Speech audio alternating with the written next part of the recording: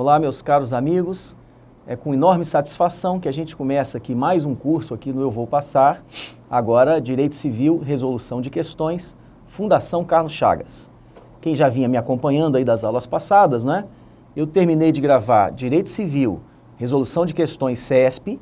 Então, para aqueles candidatos aí que estão se aventurando aí nos concursos públicos, cuja banca organizadora é o CESP, né? Como, por exemplo, vai abrir Procurador do Estado, enfim, a banca organizadora, o CESP, e aí a gente trabalhou quase que a totalidade do direito civil. Fizemos questões de lei de introdução, de parte geral, obrigações, contratos, coisas, né? Responsabilidade civil, direito de família, e aí a gente terminou com o direito das sucessões. Então esse agora eu me proponho a mesma coisa, a fazer essa visão do Código Civil, agora na resolução de questões FCC. Também voltado aí, claro, para aqueles que vão se submeter aos concursos, cuja banca organizadora seja a Fundação Carlos Chagas, né? E na sequência, terminando esse curso, que eu pretendo fazê-lo o mais rápido possível, na sequência, aí eu vou começar um curso, esse um pouquinho mais lento, e é mais doutrinário, não mais resolução de questões, para a gente estudar todo o direito civil, todo o Código Civil, né?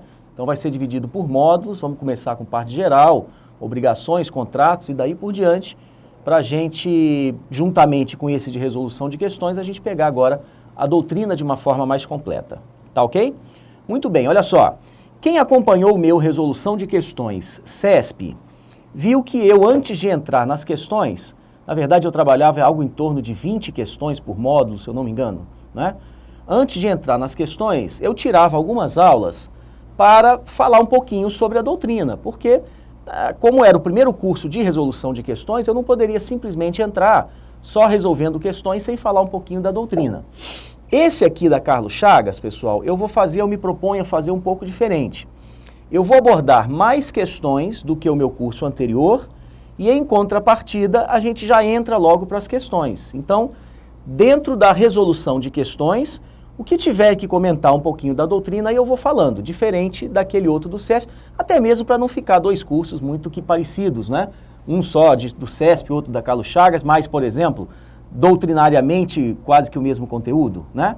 Então, aqueles que quiserem um pouquinho mais de doutrina sobre um determinado assunto, assistam os meus vídeos do curso de resolução de questões CESP, que nas primeiras aulas eu entro na doutrina para depois a gente começar a fazer os exercícios, né?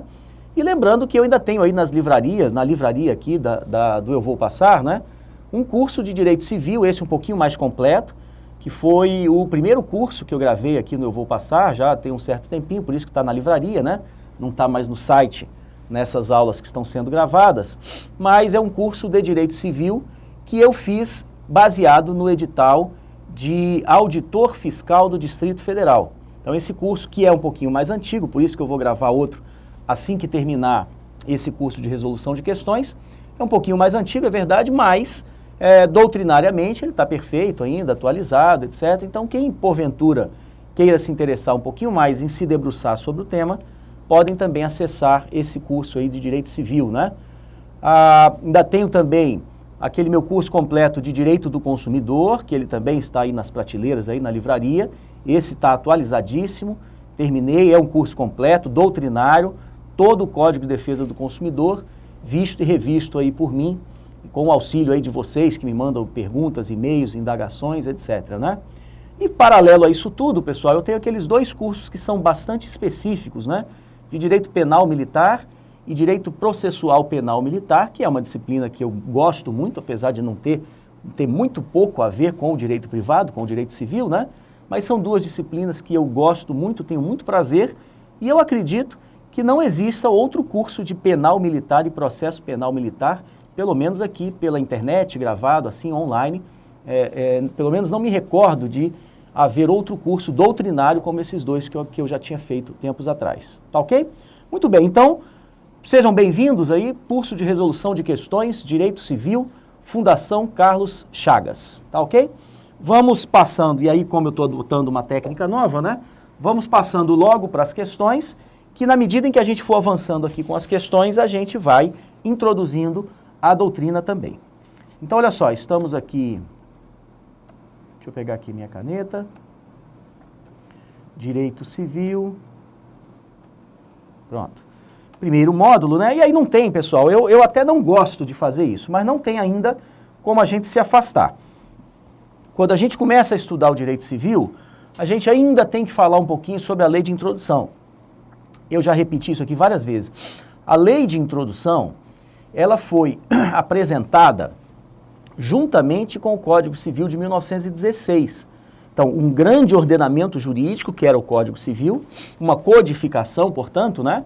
Junto com essa codificação, eu tinha a lei de introdução. E esta lei de introdução, que surgiu juntamente com o Código Civil, ela acabou sendo chamada Lei de Introdução ao Código Civil, portanto. Essa lei de introdução foi modificada, né, no pós-guerra, depois de 45, mas, antes, em 42, perdão, ela foi modificada e continuou a se chamar Lei de Introdução ao Código Civil. Só que esta lei de introdução, a rigor, ela nunca introduziu o estudioso no direito civil. Na verdade, a lei de introdução, todo mundo sabe, é uma norma de sobredireito, ou seja, é uma lei que introduz o estudante no estudo das leis. Então, a lei de introdução, ela tem por objeto as leis em geral, né? Como interpretar a lei, como se dá uma vacatio legis, qual é o prazo de publicação da lei, né? Qual é o prazo de vigência, se uma lei pode ser revogada por outra, etc. Enfim, então, na verdade, agora teve uma mudança recente, né? A lei de introdução ao Código Civil, ela teve o seu nome modificado para, e de forma correta agora, Lei de Introdução às Normas do Direito Brasileiro, chamada LINDB, né? Lei de Introdução às Normas do Direito Brasileiro. E aí, a verdade é que a Lei de Introdução às Normas do Direito Brasileiro não é mais para a gente estudar dentro da disciplina de Direito Civil. Acontece que alguns editais, se não a maioria ou todos os editais, ainda coloca dentro do assunto, dentro da matéria do direito civil, o estudo da lei de introdução. Então, como a gente não pode, apesar de eu entender que a lei de introdução não é mais matéria do direito civil, mas a gente sempre no primeiro capítulo, no primeiro módulo, a gente faz alguns exercícios sobre a lei de introdução. Tá ok? Então vamos lá, olha só. Lei de introdução. Deixa eu pegar aqui. Pronto, lei de introdução. Primeira questão. Então, olha só, estamos trabalhando com o FCC, né? Fundação Carlos Chagas, está ela aqui, 2014, TRT da 16ª Região. Analista judiciário. Diz a questão, olha só. Quando, não havendo norma prevista para a solução do caso concreto, o juiz decide utilizando um conjunto de normas próximas do próprio ordenamento jurídico. Neste caso, ele vai estar aplicando, então vejam vocês, olha só. Isso aqui eu posso trabalhar com o seguinte tema, olha só. Fontes do direito. Fontes do direito, né? Ou seja, o que eu tenho que me valer? De onde é que surge o direito? Fonte é de onde nasce, de onde promana, né? De onde é que surge o direito, portanto? Olha só, fontes do direito. Qual é a fonte primária do direito? É a lei. Não tem para onde correr, né? É a lei. Vou chamar a lei aqui, olha, de fonte primária.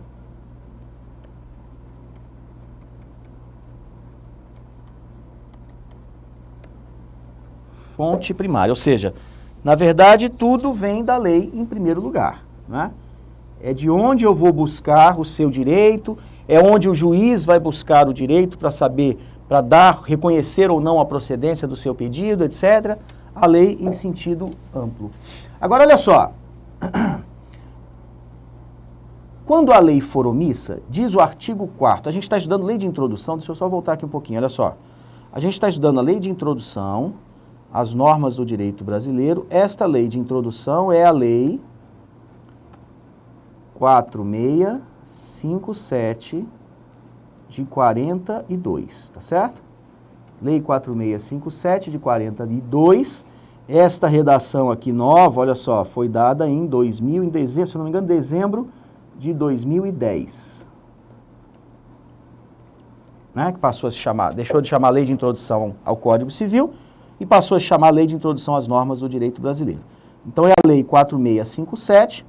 E nesta Lei 4657, a gente puxa o artigo 4º. O artigo 4º vai dizer o seguinte, olha só. Quando a lei for omissa, então olha só, em sentido primeiro, fonte é a lei. Quando a lei for omissa, o juiz não pode deixar de julgar o pedido que foi feito. Então olha só, eu não tenho a possibilidade de o juiz deixar de julgar alegando que o direito não existe. É o chamado non-liquet. Non-liquet. O que seria o non-liquet, por exemplo? Olha só, eu sou juiz de uma determinada vara, recebo um processo qualquer, nesse processo com a inicial tem lá o pedido que é feito. Aí eu analiso com calma esse pedido e chego à conclusão que não existe nada na lei parecido com aquele pedido que está sendo feito. Determinado ordenamento jurídico, eu poderia dar minha sentença o seguinte, olha, deixo de julgar, deixo de apreciar o pedido por não haver previsão legal para a resposta do pedido que me foi dado. Isso seria a aplicação do princípio do non-liquet, quando o julgador, então, ele se abstém de julgar, alegando simplesmente que não há previsão legal. No ordenamento jurídico atual, não é possível, ou seja, é vedado ao juiz adotar o princípio do non-liquet. Então, ele obrigatoriamente tem que dizer o direito. E aí vem o artigo 4º, olha só, voltando aqui para o quadro. Onde é que eu vou buscar o direito? Na lei, em sentido amplo. Tudo bem. Mas e se não existir esse meu direito na lei? Artigo 4º. Quando a lei for omissa, o juiz decidirá o caso de acordo com a analogia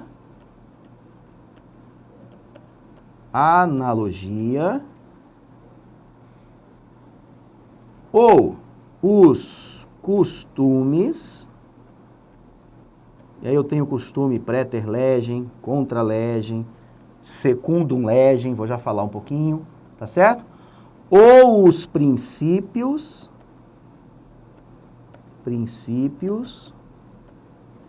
gerais do direito.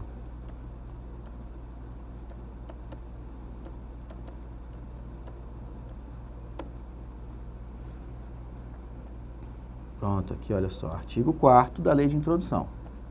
Quando a lei for omissa, o juiz vai se basear aonde? Na analogia, que é a aplicação de uma norma próxima ou de um conjunto de normas próximas, não havendo uma norma prevista para um determinado caso. Então, por exemplo, eu aplico a analogia,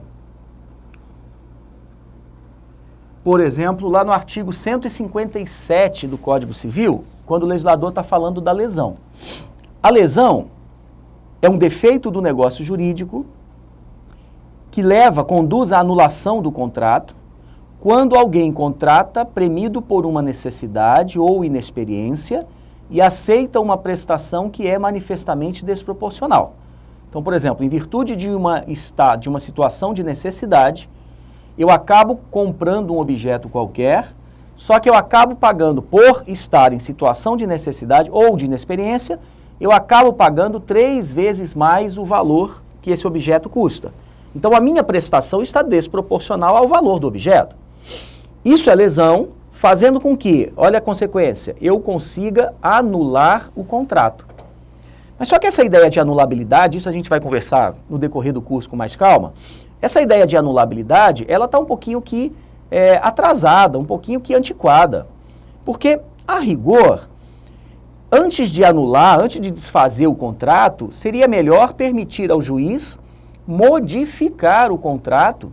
Por exemplo, se eu comprei o objeto e acabei pagando 3 vezes mais porque eu era muito inexperiente, talvez anular não seria a melhor ideia. Talvez a melhor ideia seria simplesmente modificar, fazer com que você pague o valor correto pelo objeto, porque você queria o objeto, afinal de contas você o comprou, né? Então, ao invés de falar em anulação, era melhor se o legislador falasse em modificação, como, por exemplo, no Código de Defesa do Consumidor, que ele já fala em modificação de cláusula contratual. Tá, no artigo 157 da lesão, tem lá um parágrafo 2º que vai dizer assim: a parte poderá evitar a anulação se ela se oferecer para modificar. Então, há uma alternativa. A regra é anulação. Mas a parte ela vai evitar a anulação se ela se oferecer para modificar. Então ela vai dizer assim, olha, o objeto eu te cobrei 3 vezes mais, pois eu lhe devolvo 2 vezes e cobro uma vez o valor do objeto, pronto, o contrato fica paritário, está tudo certo. Isso evita a anulação. No 156, um artigo anterior, o legislador fala do estado de perigo. Quando alguém contrata no intuito de salvar-se ou salvar alguém de sua família de um grave dano conhecido pela outra parte e aceita uma prestação excessivamente onerosa. É muito parecido o estado de perigo e a lesão. Aí vem aquele clássico exemplo. Alguém da minha família que está se submetendo a uma cirurgia, o médico me cobra R$5.000 para fazer a cirurgia. Muito bem, só que logo em seguida, na iminência da cirurgia, a cirurgia de urgência, ele me chama no canto e diz assim, olha, eu cobrei 5.000, mas na verdade eu só faço a cirurgia se você me pagar agora R$20.000. E aí eu vou acabar sucumbindo e pagando o preço que ele me extorquiu aí, que ele está pedindo, porque afinal de contas a cirurgia é de emergência. Então logo em seguida, após pagar os 20.000, eu vou ingressar em juízo alegando estado de perigo. Vou dizer assim, olha, eu contratei no intuito de salvar alguém da minha família, o grave dano era conhecido pela outra parte, ele se valeu disso e a minha prestação é excessivamente onerosa. Tá, no estado de perigo a regra então é a anulabilidade. Só que anular o contrato por estado de perigo gera uma situação, no mínimo, curiosa. Eu devolvo, o médico, né, devolve os 20.000 e eu, por sua vez, devolvo a cirurgia que foi feita. O correto era, se a cirurgia custava 5 e foi bem sucedida, o médico devolve 15.000, que ele cobrou a mais, e estamos conversados. Isso é modificação. Mas o problema é que o Código Civil não fala na possibilidade de você modificar no artigo 156. Ele só fala no artigo 157. Então, o que a doutrina e a jurisprudência fazem ou entendem? Por analogia, eu aplico o parágrafo 2º do 157 ao artigo 156. Perceberam? Na ausência da lei, olha só, no 156 não tem nada. Na ausência da lei, o juiz tem que me dar uma resposta. Então, ele vai buscar a analogia, ele vai pegar o parágrafo 2º do 157 e vai aplicar também ao artigo 156. Volta aqui para o quadro, olha só. Então, muito bem, a analogia seria o primeiro. Os costumes, pessoal, os costumes são práticas e usos reiterados com conteúdo lícito e relevância jurídica, sendo que o desrespeito a esses bons costumes constitui, inclusive, abuso de direito. Só lembrando que esses costumes, olha só, vou trazer eles bem para cá. Deixa eu abrir uma página aqui, inserir uma página. Esses costumes, que eu vou colocá-los aqui, olha só, práticas reiteradas, portanto, aceitas pela sociedade, né? Esses costumes, eles podem ser praeter legem,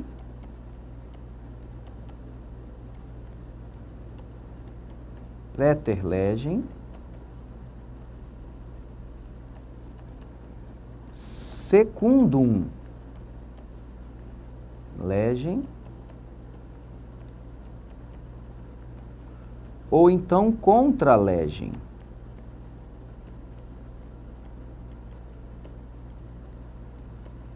Contra legem.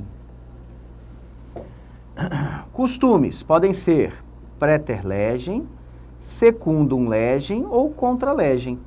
O costume será praeter legem, pessoal, quando a lei ela não me dá uma previsão, mas o costume está de acordo com a previsão legal. Então, seria um costume que poderia ser adotado, porque apesar de a lei não mandar aplicar os costumes, ele está de acordo com a aplicação da própria lei como um todo.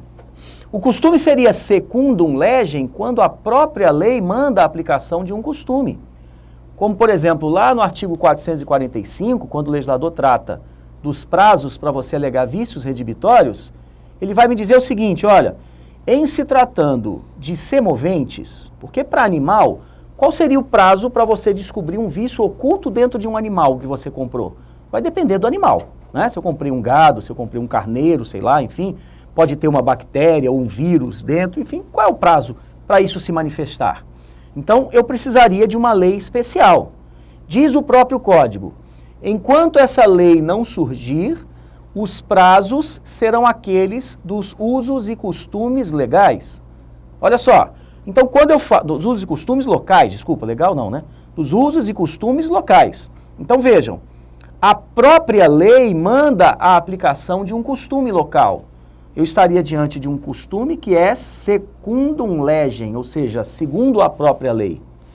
E, por último, o costume seria contra legem, quando é uma prática usual que, na verdade, afronta a própria lei. E aí, então, eu vou deixar de aplicar a lei, o mandamento, para aplicar um costume, porque esse costume é contrário. Pessoal, como eu não defendo o direito alternativo, o costume contra legem, ele não pode ser aplicado, né? Então, por exemplo, se tem uma lei, e a lei é universal, é oponível erga omnes, né? Mandamental, se tem uma lei que manda uma determinada situação, uma determinada atitude, o costume local, se é contrário àquela lei, esse costume não pode ser aplicado, porque eu tenho que aplicar a lei, né? Então, eu não posso defender aqui a aplicação de um costume que vá de encontro à própria previsão legal. Então, o costume contra a legem, ele não poderia ser aplicado, né? Volta para cá, olha só. Então, eu tenho o artigo 4º. Quando a lei for omissa, o juiz decidirá o caso de acordo com a analogia, os costumes e os princípios gerais do direito, né? Os princípios gerais do direito são cânones que não foram ditados explicitamente pelo elaborador da norma, mas que estão ditados de forma imanente no ordenamento jurídico. Olha só, princípio geral do direito pode ser, por exemplo, função social, boa-fé objetiva, né? São princípios gerais. Agora, vejam vocês, e aqui é muito importante, esse artigo 4º, ele traz uma ordem que o juiz obedece na ausência da lei. Então, na ausência da lei, o juiz vai se ater à analogia, depois aos costumes e depois aos princípios gerais do direito. Essa seria a ordem escolhida pela lei de introdução. Só que a emenda constitucional 45, pessoal, ela pode ter colocado, por exemplo, a jurisprudência, porque hoje em dia é possível a chamada súmula vinculante. Então, ela colocou a jurisprudência também dentro dessas fontes que são formais. Deixa eu colocar aqui o que eu estou querendo dizer, olha só. Tá, o artigo 4º fala analogia, costumes e princípios. A gente sabe que eu também posso buscar uma solução, já que a lei não me disse, na doutrina e na jurisprudência. Doutrina e jurisprudência. Doutrina e jurisprudência seriam fontes informais do direito. É porque não está prevista na lei, não é? Informais. Enquanto que o artigo 4º eu tenho as fontes formais.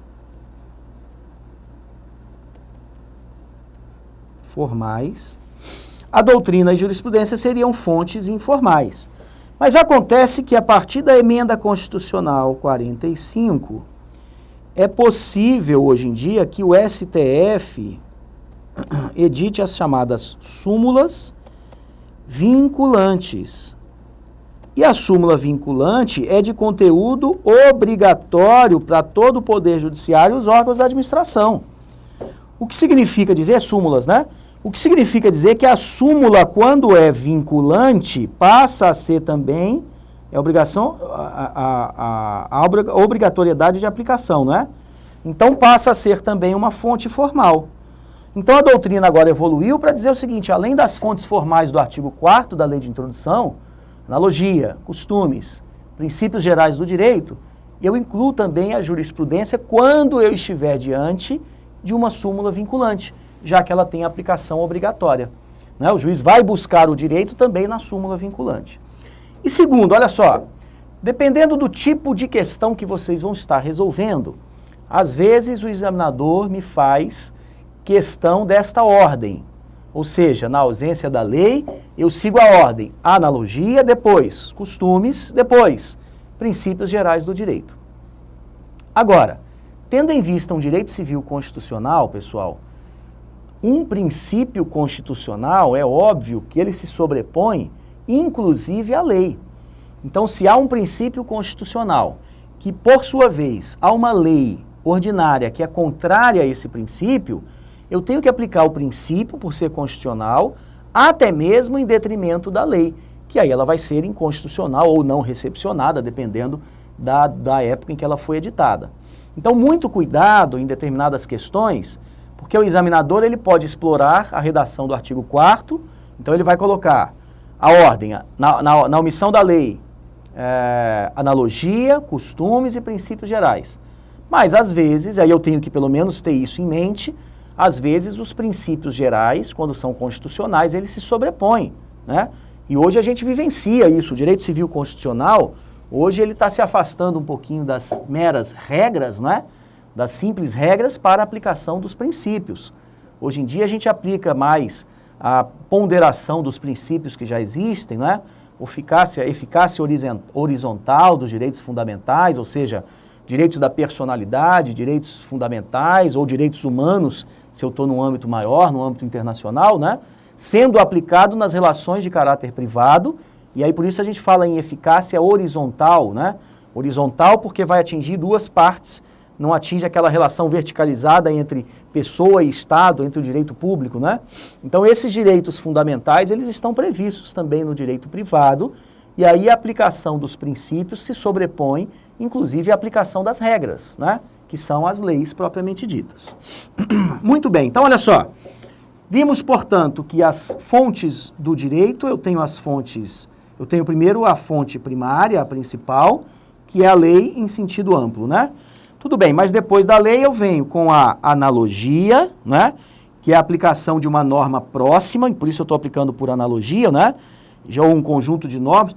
Tem um outro exemplo, o artigo 496, por exemplo, fala da venda de ascendentes a descendentes.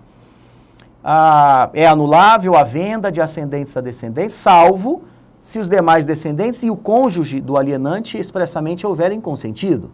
Aí nesse artigo tem um parágrafo único que diz assim: é dispensável a autorização do cônjuge se ele for casado no regime de separação obrigatória de bens. Muito bem. Lá na frente no Código, no artigo 533, o legislador vai falar de troca, permuta, e aí ele diz assim: é anulável também a troca de valores desiguais. Porque a compra e venda é como se fosse uma troca, só que na compra e venda você está trocando o objeto pelo valor, pelo dinheiro. Na troca você está trocando um objeto por outro. Aí ele diz assim: é anulável a troca de valores desiguais entre ascendentes e descendentes, salvo se os demais descendentes e o cônjuge expressamente houverem consentido. E aí o legislador não falou nada da exceção se o cônjuge for casado no regime de separação obrigatória. Tá, mas a situação é a mesma. O ascendente para o descendente ele não pode vender, é anulável, mas o cônjuge dispensa autorização se for casado no regime de separação obrigatória, e para troca ou permuta ele esqueceu de colocar isso. Então o que eu faço por analogia? Eu aplico o parágrafo único do artigo 496 ao artigo 533 do Código Civil. Isso é a aplicação da analogia. Tá ok? Então, olha, ou analogia, ou os costumes, ou os princípios gerais do direito. Muito bem, então agora vamos para a nossa questão, acho que ficou mais fácil.